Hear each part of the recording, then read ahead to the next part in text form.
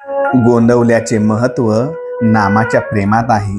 ज्याप्रमाणे एखादा बाप बँकेत पैसे ठेवतो आणि त्याचे व्याज आपल्या मुलाला आपल्या पश्चात मिळण्याची व्यवस्था करतो, त्याचप्रमाणे ज्यांची बुद्धी भ्रष्ट झाली आहे त्यांना निदान अंतकाळी तरी सद्बुद्धीचे व्याज मिळण्यासाठी भरपूर भांडवल मी गोंदवल्याला ठेवले आहे. मनुष्य कितीही भ्रष्ट बुद्धीचा झाला तरी गोंदवल्याला आला की त्याच्या बुद्धीमध्ये पालट झाला पाहिजे. निदान अंतकाळी तरी तो तिथे येऊन चांगला होऊन मरेल. अभिमान म्हणून नव्हे, परंतु गोंदवल्याचे महत्व कशात असेल तर ते नामाच्या प्रेमात आहे. राम किती दयाळू आहे. त्याच्या नामाचा प्रसार व्हावा म्हणून त्याच्या नामाने मी हा बाजार मांडला.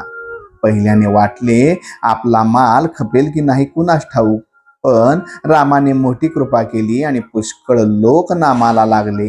आपण पाहतो प्रत्येक गावाला निरनिराळे नाव असते, तसे पाहिले तर सर्वच गावे सारखीच. घरेदारे, भिंती, शाळा, धर्मशाळा, चावड्या या प्रत्येक गावात असतात, परंतु प्रत्येक गावाचे महत्व काही वेगळेच असते. गोंदवल्यास पैशाचे उत्पन्न नाही, परंतु तिथे नामाचे पीक भरघोस आहे. मी नेहमी हेच सांगतो की जिथे जे उगवते ते तुम्ही पेरा. इथला कोणताही भक्त कुठेही जरी दिसला तरी त्याच्या वागण्यावरून कळून आले पाहिजे की हा गोंदवल्याचा भक्त असला पाहिजे. त्याचे तोंड सारखे हलते आहे, तोंडाने रामाचा जप चालू आहे, त्या अर्थी हा अमक्या गुरुचा शिष्य असला पाहिजे असे कळून यायला हवे. म्हणतात ना की आपल्या वडिलांचे महत्व सांगू नये, ते मुलाच्या कृतीवरून कळते पाहिजे. आणि आता एकच करा, रामाला हात जोडून मनापासून सांगा, रामा तुझे प्रेम दे, आम्ही अखंड नामात राहू.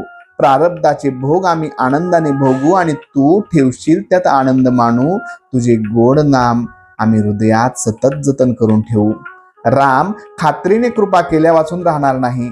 खरोखर या नामामध्ये आपला प्रपंच आपल्या कल्पनेपेक्षा कितीतरी सुखाचा होईल. लढाई करणे हे अर्जुनाचे कर्तव्य असल्याने तू माझे स्मरण ठेवून लढाई कर असे भगवंतांनी सांगितले.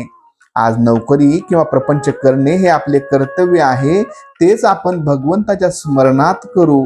नीती धर्माचे आचरण आणि प्रारब्धाने आलेली कामे भगवंताच्या स्मरणाने करणे हेच सर्व धर्मांचे आणि शास्त्राचे सार आहे.